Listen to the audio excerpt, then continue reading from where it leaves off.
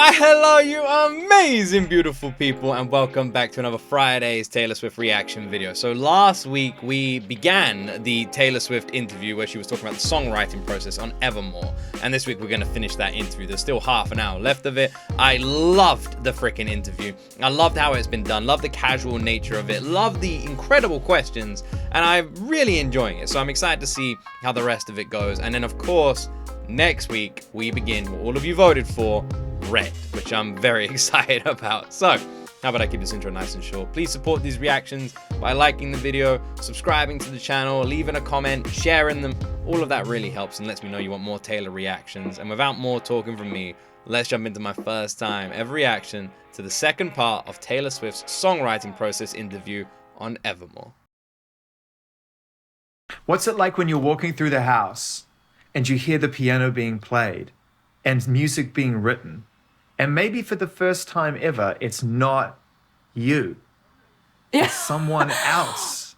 Well, he doesn't think of it that way. You know, he's always just playing instruments, and he doesn't do it in a strategic, I'm writing a song right now thing. He's always done that. But I think we would have taken the step of, hey, let's see if there's a song in here. Let's write a song together. If we hadn't been in lockdown, I don't think that would have happened, and I'm so glad that it did. He's been a part of some of the most sort of powerful moments on these records in terms of songwriting. Like, Exile is no joke. Like, that song is a serious, serious moment and another seriously sad song. It is. It is. We're so proud of that one. Also because I do... Yeah, it is. It's brutal. It's a gut punch of a song, but it's incredible. I do remember the exact moment that I walked in and he was playing that exact piano part. And all I had to do was follow the piano melody with the verse melody. So, because the vocal melody is exactly the same, pretty much. It's mirrored with the piano part that he wrote. And we did the same thing with Evermore, where I'll just kind of hear what he's doing and it's all there. All I have to do is dream up some lyrics and come up with some gut-wrenching, heart-shattering story to write with him. So all I have to do is sit there and think, how can I break the Swifties' hearts? And then we have a song. Here's the question then. You're Joe, and you play music because you love it, and you have passions in the arts in all kinds of places. And I would ask him this if I saw him, but I can't. So I'll ask you. Then you come up with a song like Exile, and Justin Vernon is singing it with you. Has he expressed to you how that feels for him to just be expressing himself, and the next thing you know, Bon Iver and yourself are bringing this song to life because you always wanted that in your life? But for him, it's just been this organic thing. Folklore and Evermore include our favorite artists. So it's, you know, we've always listened to Bon Iver, The National. So it's a big deal for you. It's a huge deal. And you've probably been trying to pluck up the courage to get into the studio with Justin Vernon subconsciously or consciously for a long time. But for him, it's like, how does this happen? I never would have imagined that Justin would dive into this project or any project with me like this, because this is something Taylor says quite a lot, and it always blows my mind when she says this, but she seems so unbelievably humble that she constantly talks about these other artists and is surprised they want to work with her. And she does that all the time about every artist. She's like, I can't believe it. I called them up. They said yes. They're gonna be on stage on my tour, and it's amazing. And I get to and it's like, you're fucking Taylor Swift. But I love that she doesn't like register that. It's like no one's gonna say no, but in her eyes, she feels like they will, and she's never changed. And I love that. Justin has his own musical world and his own sort of. In my mind, it was this impenetrable force field of brilliance that he cultivates talent from everywhere. He operates out of Eau Claire. I never knew how I would ever get in contact with Justin Vernon. My in was that Aaron Dessner, who produced these albums and wrote with me, is his best friend. I mean, they are like... Well, that's a good in. They have a connection. They would do anything for each other. Like, they would do anything to support each other's projects. That's a very good in. Really sweet and pure and lovely. They're also, they sound like proper brothers, which is adorable. I love that Taylor was like, so my in was, I knew his best friend. It's like, oh, okay, so you had keys to the house. Love and respect for each other. So he said to me when I sent him Exile, he said to me, I think Justin would be into this. I think he would be into this. And I said, this will break my heart if he doesn't want to, because my biggest anxieties say to me, the artists that you love will never love you too. So it was just a really huge moment, just all around really good moment when he wanted to be a part of it. And then when we went in to make Evermore, what shocked me too was that Justin leaned in. You know, he's playing the lead guitar solo on Cowboy Like Me. He's playing the drums on that song. He's playing drums on Closure. He's singing background vocals on Ivy and Marjorie. Sorry, I didn't know I had a home phone, but apparently I Until do. somebody called it. You probably don't even know your number. We have a home phone as well, but I don't know the number to it. It's never rung since we've been here, other than when my kids pick it up and play with it. Funny how you're just like, eh? Oh yeah, that exists in my house. It's actually really good to learn that today. Yeah. But Justin Vernon working That's hilarious. just so naturally and so enthusiastically on Evermore was a really cool leaning into multiple turn of songs events, because I feel truly honored. And I can't wait to meet him. It's so weird. I know, it's so weird. That is weird. Perfectly in keeping with this year. Okay. Yeah. So here's a question. Yeah, that is.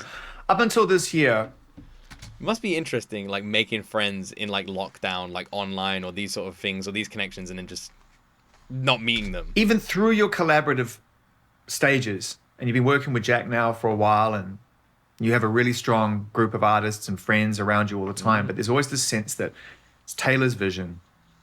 Taylor's on track. You're in control. You got this. This idea of you having to kind of forge ahead on your own terms. And here you are on a song like Exile, with your significant other involved in the creative process and your hero involved in the creative process. I was listening to that song and I thought, wow, you must have felt protected. You must have actually felt really wrapped up in that moment. And was it emotional? And did that resonate with you that like, wow, like I'm good?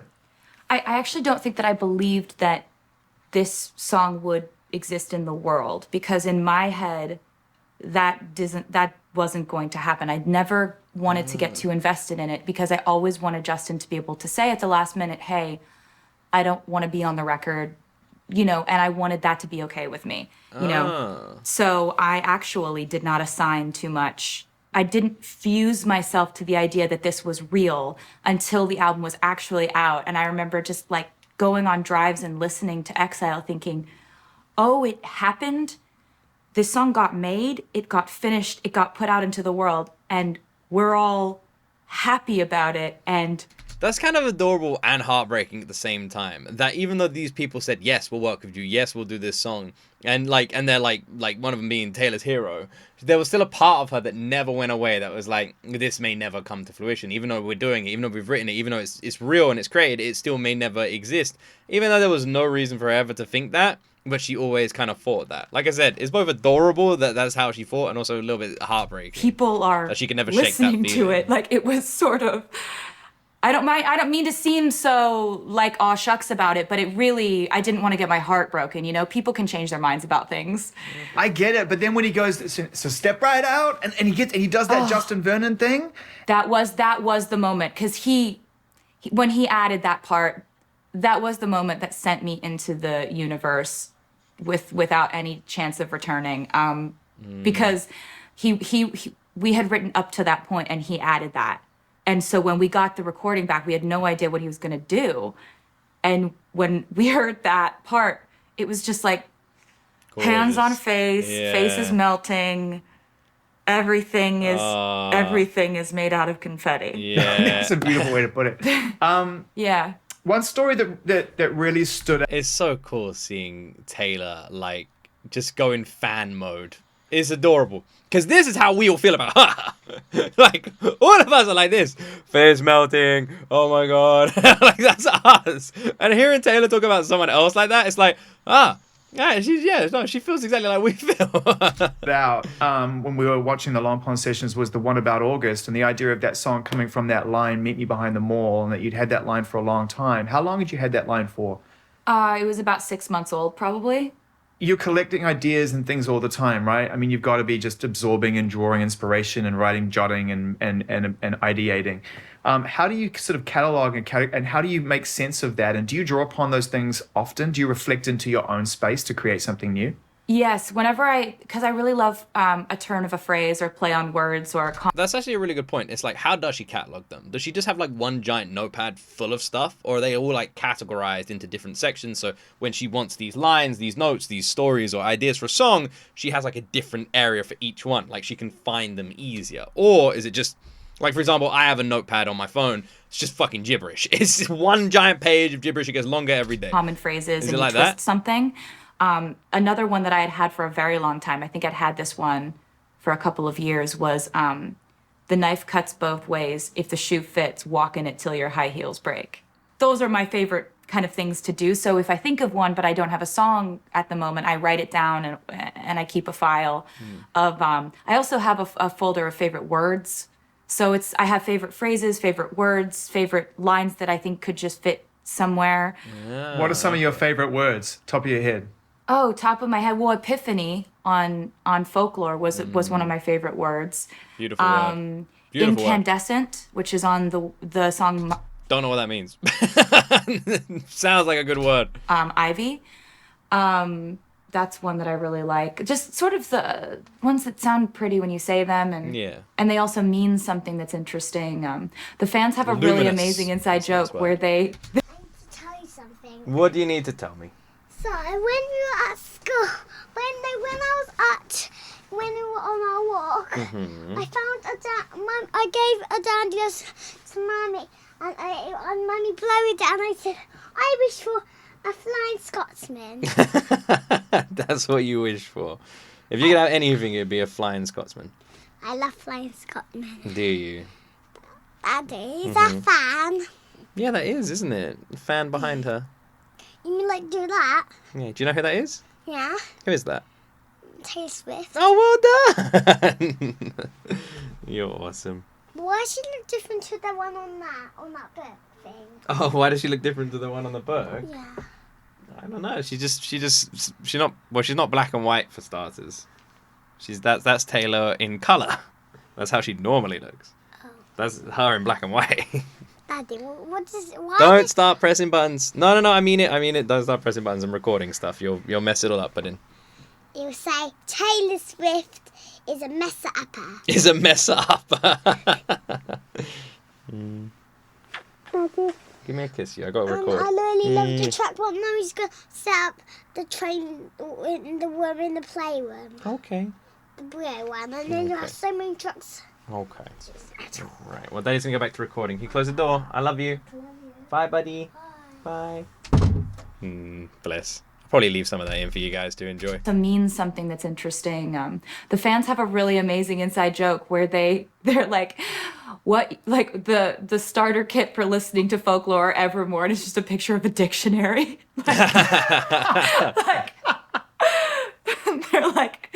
They're like, Taylor, that. We needed to look up 300 different words.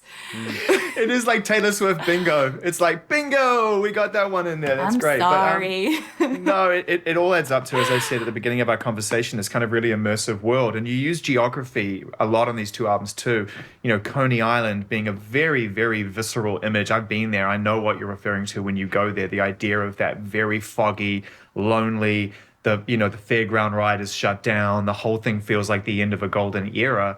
And Matt Berninger's verse on that is just unbelievable, but he didn't write it, right? Yeah. I was writing it as if I were Matt. So wow, you did a so I'm great glad job. that What's the that it line in tracked. there? What's the line in Thank there? you. Do you miss the rogue who coaxed you into paradise and left you there? Will you forgive my soul when you're too wise to trust and too old to care? Amazing. Okay. So what's it like when you're I'm so writing? glad you like that one. That one. I love how when someone compliments Taylor, there's not like an instant response because she really takes it in. And you could see it there, like when the line was being mentioned, she just kind of like sat there just kind of internally smiling. You could see it on her face. One was, I'm a huge fan of The National. I love the way they do that sort of downbeat, sometimes self-loathing, reflective, just cut right to the heart of the matter. That lyricism, it's why I'm such a fan of the band. And when we had an idea that Matt could sound really amazing on this, that was kind of the perspective I was coming from, was like a male perspective of regret or guilt after a lifetime of a pattern of behavior. And I'd been kind of touching on sort of things like that on the song Tolerate It, where there's this, person who's on one side of the relationship who's felt like their partner's been there, but they haven't been there. They've been there, but they're just sitting next to each other eating breakfast. They haven't been there. It's amazing how relationships can be like that. I would say, you hear it sometimes with other people where they have relationships like that when they reach a certain level, and then they just kind of float past each other, don't really bond, connect, or go out or do anything, and they just fit into these routines, and they don't really know each other anymore. They're just ghosts to one another, and it's sad that can happen. So writing Matt's part was really fun. I really loved writing We Were Like the Mall Before the Internet. It was the one place to be. Yeah. It was the place to be, and I was trying to reflect on the Coney Island visual of a place where thrills were once sought, a place where once it was all electricity and magic, and now the lights are out, and you're looking at it thinking, what did I do? I also really liked having him say happy birthday in the song, where he's standing in the hallway with a big cake, happy birthday. And I knew I was going to release it on my birthday week, so... A little personal birthday wish from Matt Berninger for you on your birthday week. No, but it's great. I actually got my favorite lead singer of my favorite band to wish me happy birthday, so... Genius. She planned it. She knew what she was doing. She was actually like, I was thinking about it. I'm going to get him to wish me happy birthday. I'll write it in the lyrics. And then that way I'll release it on my birthday. And then he's saying happy birthday to me.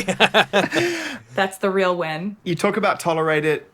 You talk about No Body, No Crime, loyalty, the idea of being loyal to your own emotions. Also loyalty being, I would say, based on what we know about you, being something that's very important to you.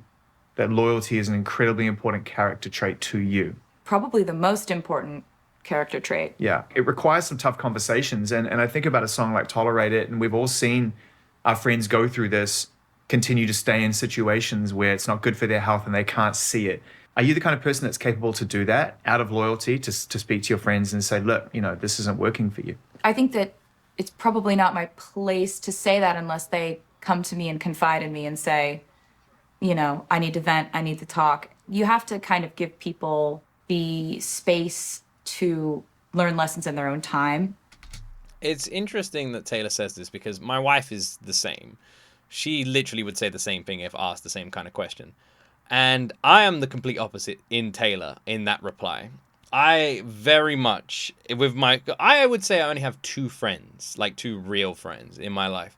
And if I saw them doing anything that I thought was wrong for them or bad for them immediately, maybe I'm intrusive in a way with this, but I would immediately tell them. I wouldn't be like, they got to learn on their own. I'd be like, you are making a huge mistake. You need to sort this shit out. Immediately. And that's how I'd say I am. I'm much more of a person who would literally just tell you straight away. I wouldn't let it linger. I'd tell you. Even if I thought you needed to learn on your own, I would tell you that this is wrong and you need to learn on your own. But yeah, I don't know. Maybe that makes me a dick. I don't know. What are you guys like? Are you more like Taylor? Are you more like me? Somewhere in between? I've learned that, the messenger often gets shot. And if you talk a bunch of shit about your friend's boyfriend, they're definitely going to get back together, and then you're the one who they form a united front, and you're the one that's on the outside of it. So I try really hard to just kind of be patient and listen to friends, and if they want to talk shit, we talk shit. But it's you have to know that people are going to make decisions based on their heart and their feelings, and if that doesn't match up with the way that you see the situation objectively, you've got to take it as a case-by-case situation and just try to be a good friend, because we're all human and we're all kind of learning lessons in the weirdest time facing humankind, 2020. True. The song Happiness, again, one of the best songs on Evermore. And to be honest, I imagine it's a little bit different in lockdown times. Friendships and navigating that, especially new ones, must be very different. I wouldn't really have any personal experience of that. I just played online. Like, I remember lockdown, I just played video games with my friends pretty much. I mean, Call of Duty came out. That was it. That's my life. So yeah, that and then luckily I got to work from home at my old job, and I just got to raise my oldest son with my wife, and I got to be there every day.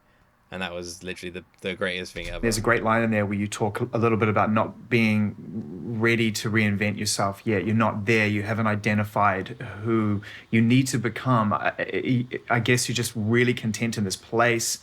And then I just applied it to the songwriting process and to where you were at your life.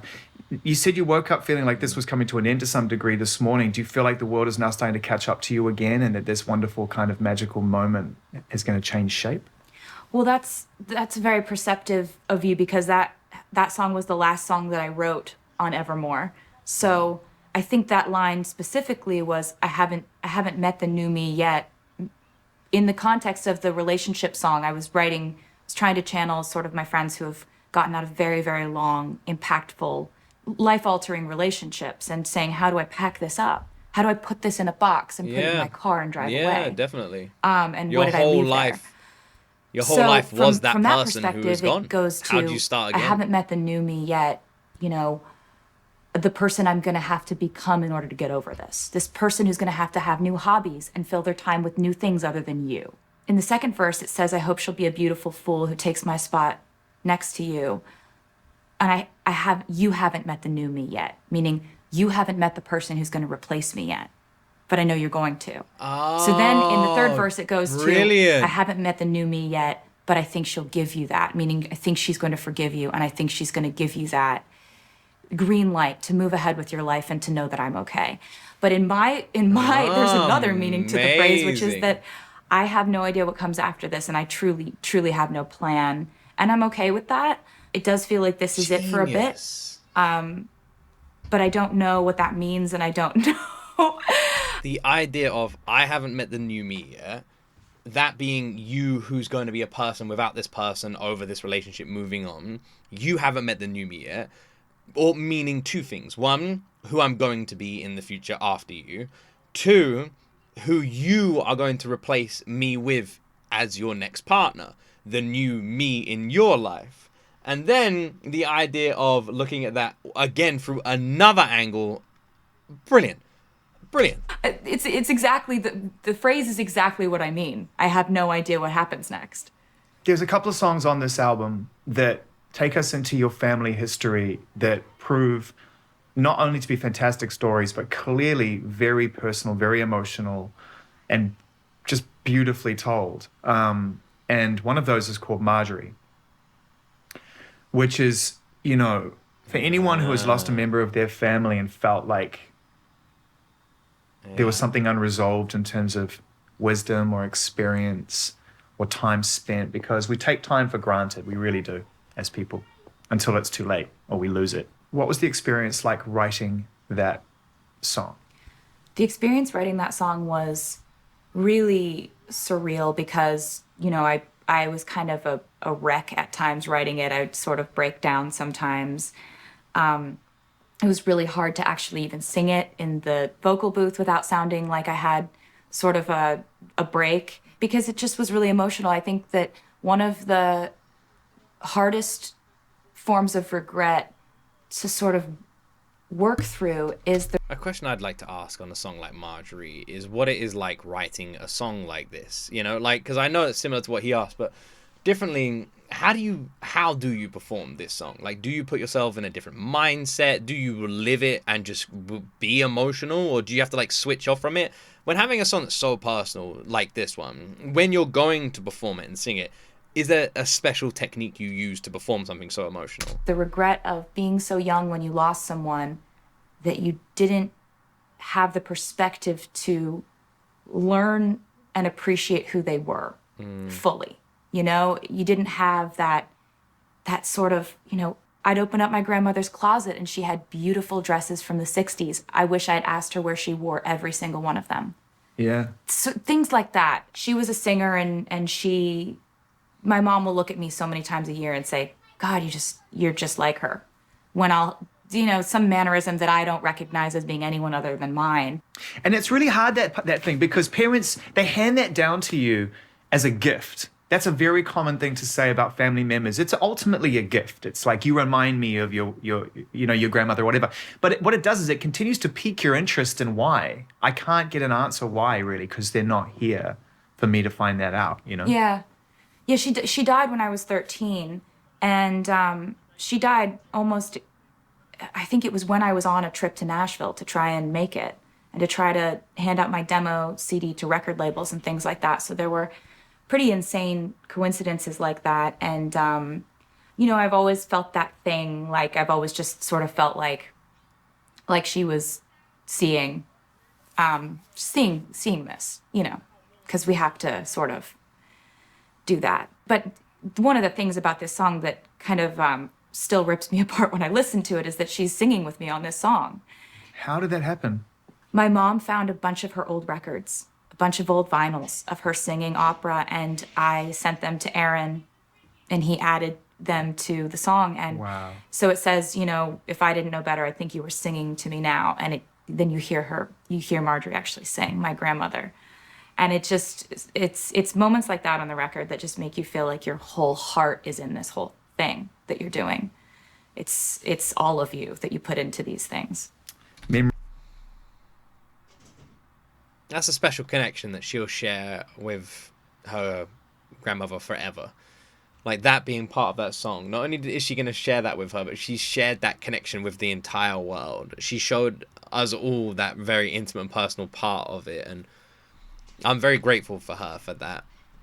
I imagine so many of you watching this have got people you've lost, people you love, people you care for, and I imagine a lot of you feel like they went too soon. And I don't know if there's people in a similar situation to me, where my father-in-law, my boy's granddad, my wife's dad, he passed away a couple of years ago, and I just felt like it was way too early. And it really makes us sad knowing that he didn't get more time with his grandkids. And yeah, I imagine a lot of us feel like that about a lot of people we've lost. And it's amazing Taylor shared something so personal about her family with the entire world. Memories are a significant part of this body of work. The idea of memories and what they mean to you. Yeah. And also, as we said at the beginning, closure to create new ones. And you talked about time and coincidence and things. The biggest misconception about you, and we spoke about this last time we spoke, was that there's this controlling side to you. There's a difference between ambition or wanting to do something right and control. But my point is that you actually, your life is filled with coincidence. It's filled with fate. It's filled with timing, isn't it? Yes, and I never more so than with the process of these two albums, honestly. This is one of those things where I've kind of had to just sort of throw out any playbook I had. You just, in times like these when everything is uncertain and everything changes in your world, I guess I just sort of took it as an opportunity to embrace the fact that even if you think you have control in normal times, that's an illusion. I do just want to randomly pause and just say, I love that picture, that painting, that mural that she has in the background of, like, Egypt. It looks awesome. And even, like, the stonework around it makes me feel like I'm some sort of miniature figure sitting on an old balcony watching these people excavate or cultivate or just examine these ancient Egyptian wonders, is so brilliant. If you're making stuff, put it out. If people need music and you've made music, put it out. There was a time in the beginning of the process where I was like, I will wait till January when things are looking more normal, then I will put out folklore. And I was like, that's my old brain. That's my old brain thinking that there's any way that I can control this. And, humans do need to have some sort of strategy when they go into putting out music or doing any business whatsoever. But as much as that has an ability to fall by the wayside, it did with this, because there was no way to make it and feel in control. You've got to just let fate do what it's going to do with something like this. And I do talk to Aaron and Jack about this a lot, because we do feel sort of like this was a whirlwind. We don't understand it. Our logical brains don't comprehend it. And we know it's, you guys make albums. Of course, you put out albums all the time, whatever. But this feels different for us. Yeah. It does. Well, it feels like something that will affect the rest of our lives. And the way that we make art and not being too precious. We actually really weren't very precious about this. We weren't too picky or everything has to be perfect. It's like, no, nothing's going to be perfect right now. Let's make music how does it feel? And I'm so happy that people welcomed it into their lives the way that they did. So if the album has to start with Willow, it has to end somewhere, and it ends with Evermore. And a lot has already been made because your fans, we are so engaged in your writing and the themes and the narrative of that particular song. But you wrote it, and I'd love to know why it ends this body of work. Well, there were there's sort of a double meaning to the months that are mentioned and the feelings that are mentioned. One of the meanings is... You know what's really good about this interview as well is it's a very long interview, and there's no point in this interview where it feels like both of them are wrapping up or getting tired or anything like that. It really just feels exactly the same. It feels like we just started. And I think that just goes to show not only the brilliance of the questions, but just the chemistry that these two have. The excellent interview. Really brilliantly done. I wrote this song and these lyrics when we were coming up to the election, and I didn't know what was going to happen. So I was almost preparing for the worst to happen and trying to see some sort of glimmer at the end of the tunnel. And the last verse, the song it goes through walking through the forest barefoot in the middle of winter, or standing on a balcony and letting the icy wind just hit you and you're catching your death. And then in the last chorus, the person goes inside and finally is warm and finally is safe. It's about sort of the process of finding hope again. But it also reflected back to an experience that I had that was pretty life-altering when I went through a bunch of bad stuff in 2016, July, November. All those times were just sort of taking it day by day to get through, trying to find a glimmer of hope, all of that. So I was coming from both of those perspectives. And we wrote it exactly the same way we did Exile, where Joe wrote the piano, I based the vocal melody on the piano, and we sent it to Justin, who then... What part of her life was she referring to there, by the way? I was trying to work it out in my head, in case you were wondering why I was making weird faces. I was trying to go back in my head, and I was trying to work out whether it was the news around her mum or something else. And I couldn't work it out then. And obviously, if she wanted... Maybe I'm not supposed to know. If I'm not supposed to know, then don't tell me. Things that Taylor keeps personal, I don't feel like it's my business to know. And added that bridge. And Joe had written the piano part so that the tempo speeds up and it changes. The music completely changes to a different tempo in the bridge. And Justin really latched onto that and just 100% embraced it and wrote this beautiful sort of the clutter of all your anxieties in your head, and they're all speaking at once. And we got the bridge back, and then I wrote this narrative of when I was shipwrecked, I thought of you, that sort of thing, where there was this beacon of hope, and then in the end, you realize the pain wouldn't be forever, that it could get better. So that was why I wanted to end it there. But we also have 2 bonus tracks that are coming out that are a second ending, which I'm excited about. I know you love a second ending, Taylor, which we all do as well. I love that. Yeah. Yeah. She loves her bonus tracks, and yes, we all love them too. Well, I gotta ask this question, because at some point the hope is that the doors open up again and we get to experience this as a community, and we get to see you perform and put on these amazing shows. And I still can't believe it's even real. I still can't believe lockdown even happened. It honestly feels fucking insane. And the fact that there's still remnants of it lingering around is crazy. For example, here in the UK, this is something that I find very random, and this is a big tangent. But here in the UK, our doctor's surgeries in lockdown made it that you could only call 2 times a day to book your doctor's appointments, 8 o'clock, 12 o'clock. And if you don't call those 2 times a day, you miss out. And that was due to high demand of doctor's appointments and to sporadically get people in. They've still kept that. Now, they still do it. No idea why. Crazy. There's something really beautiful about these Is 2 there albums anything existing that in their you own guys still skin have and not having to lingering put now on from it? costumes every night. But there's obviously going to be a desire, I'm sure, like to that play way he them, and described there it. definitely is for us to hear them. You've got this album is amazing team around you. This album is Taylor walking around comfortably in her own skin, is a very nice way of describing it. These players, these collaborators. Can you see a time when you could pull this family together and go and play some shows, even just a select group of shows? Wow, that is one of our daydreams that we talk about often, but it's not a plan. The conversations happen between me, Aaron, and Jack, and doing the Long Pond studio sessions, it just made us want to play music like that more. It just made us want to, start a band together. And Justin, I know, talks to Aaron about it a lot too, about just like, we've got to play together. We've got to play this music together because we've loved singing it. I was actually talking to Marcus Mumford about it too, because he sang backup vocals on Cowboy Like Me, and he was like, we gotta have a band. We've got to do this. So I think everybody who's involved, the Haim girls are my best friends, and it's weird. We always end up at parties where there's a stage and people are like, go play something.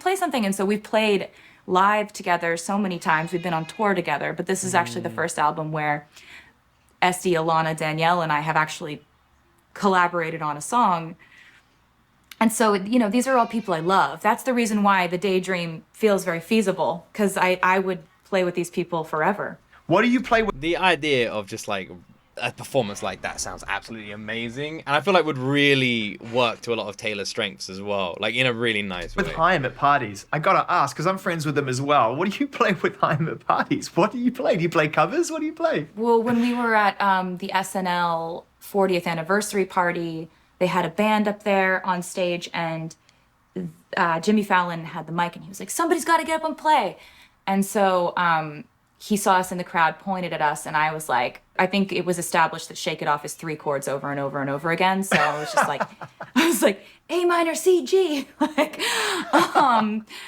And so, we played then. We've also done, we had a party once where we would, where we were the house band, and we... Imagine being at a party and you get an impromptu Taylor Swift Shake It Off performance. Honestly, I would die.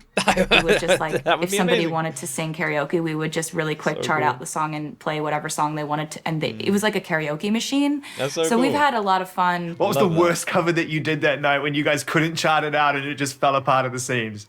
It wasn't bad in the sense that we didn't know the song, but we did do sort of a disco version of Under the Sea from The Little Mermaid. Oh, that my I think word. would be filed as one of the least expected ones from Oh the my evening. word, that sounds incredible. So much closure now, and you yourself said you woke up this morning feeling this. I can't remember what word you used, but you used a brilliant way to describe it. Can you remember how you described how you felt this morning when you woke up? It was like either serenity or like relief or conclusion or... Serenity is a great one. Relief, conclusion, they're all great ones. So the last question for now is, if the last decade was just success and pace and controversy and irrelevant, tumultuousness and all this stuff wrapped up into a decade, right? What does it feel like looking forward now that you've had this year to be able to collect your thoughts, put them into music, and come through the end of this year looking forward? I like that question, but I also want to kind of put something on it on top as well, which is the idea of a decade. I've never looked at my life in that regard, and you know what? I kind of like the idea of doing that going forward. That one thing is going to make me look at decades more significantly now. We're halfway through this one right now. What does this decade mean to you guys so far, and what do you want it to mean when it finishes? What does it feel like? I have absolutely no idea what the next decade holds, and I think that's kind of something I'm going to keep. I'm going to keep that like it is, because I was always Only the biggest tour the world has ever seen. such a planner and such a list maker, and lists of dreams and goals and things I wanted to do, and I think my new list will be places I want to see in the world, adventures I want to have, experiences I want to have, things I want to learn. I think that'll be what the list looks like, because there's always going to be a list. It's me, but it'll be lists of in quarantine. My list was, I decided to start trying to cook everything that I had always loved to eat but never been able to cook. So there's always a list. It's been great to connect with you on this. Sincere congratulations from everyone at Apple Music and everyone who subscribes, who loves your music and streams your music. And, you know, we're so excited for what's to come. But right now, just to live in this moment, for you to be the Apple Music Songwriter of the Year is so richly deserved, and we're really happy. I'm really grateful, and I'm so thankful to everyone who listens. And I just want to say, being Songwriter of the Year for man, I said that it's so British. I don't even have a thick British accent, but every now and then, being Songwriter of the Year is perfect for an album that I think is her best written album. also everybody just on your platform who is so creative and believes in artists and lifts us up and supports us, and that includes you. So thank you so much for everything, and for always being a good friend and a great person to talk to, and a great person who listens. I know you've heard all this a million times because everyone loves you, but I hope you have a really great holiday season, and it's much appreciated. Yeah, Thank you, I love Taylor. him. Be I love safe, him already. be well, have He's a great great. holiday, and to the future. Thank you. Bye. He is great. He is absolutely outstanding. He's great. He is 100%. That is a banging interview.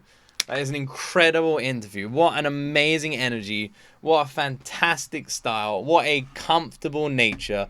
What is his name again? What is this lovely, incredible human being's name? What is it? How do I find his name? How do I find it? Where is it? You guys did tell me last time. You know what? Actually, we are going to find out his name. I'm not going to sit here and not know his name. I want to know his name. And last week, you guys all told me. So let's go back to that video right now while I'm talking to you wonderful people. Let's go back. There it is. There's the video. Open up the video. Scrolling down. Zane Lowe. There's his name. Zane Lowe. Zane Lowe is absolutely fantastic. What an incredible interviewer. What an amazing tone and approach to the interview, keeping everything so casual and personal, making everything just feel so freaking relaxed. Like it does. It feels like such a freaking intimate and friend bonding freaking chat that doesn't even feel like an interview at times. It feels like we're literally earwigging on two friends having a conversation, that we are the third person in the room. We shouldn't be there. Oh my word, we weren't invited to this party, but we're in here, so maybe we just stay. That's what it feels like we shouldn't be in here. We're listening to a conversation we shouldn't be listening to, and that kind of energy maintains itself throughout the entire interview, and it makes it so fantastic because it feels like that. It feels like that. Oh man, yeah, it was awesome.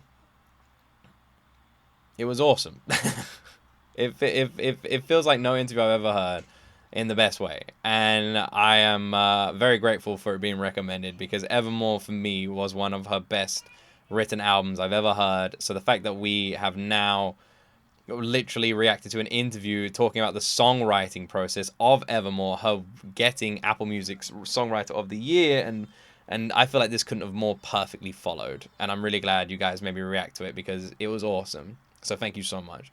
And I hope you guys enjoyed it. I know it's not going to be one of the most popular reactions on this channel, but I really enjoyed doing it. And hopefully the 20 of you that watch this enjoyed it as well. So thank you so much. And have yourselves a wonderful weekend. And I guess I'll see you guys in a few days for our Tuesday reaction, which, by the way, make sure you keep your recommendations coming. I've had a few people say they're confused with some Tuesday reactions. I do want to say, so this channel literally works with the community commenting on what they want me to react to. And I will say, sadly, the Swifties don't do that as much as the other communities we have on this channel. When I do reactions to any Taylor Swift stuff, the comment section very rarely upvotes or likes recommendations. So when I go to look at the comment section, it's just people giving me information or talking about stuff, and it's rare I see recommendations. So for the Tuesday reactions on those videos, if I don't get recommendations, then I kind of just have to find stuff, and that's what happens quite a lot. So it would be great if people would recommend more, because you guys are supposed to control this channel. That's how this channel works. That's how every community works on this channel. Every artist and band and group or anime I watch comes from the comment section. And I would definitely say Taylor Swift is the most difficult one to do that with, because the community just doesn't seem to want to give me recommendations. Or you do, but for some reason people don't upvote them. So it makes it very difficult to find them and see what you guys want. So yeah, please do that in the future. But I hope you guys enjoyed this. Have a wonderful weekend. Thank you for watching. And as always, my friends, you will see me in the next video.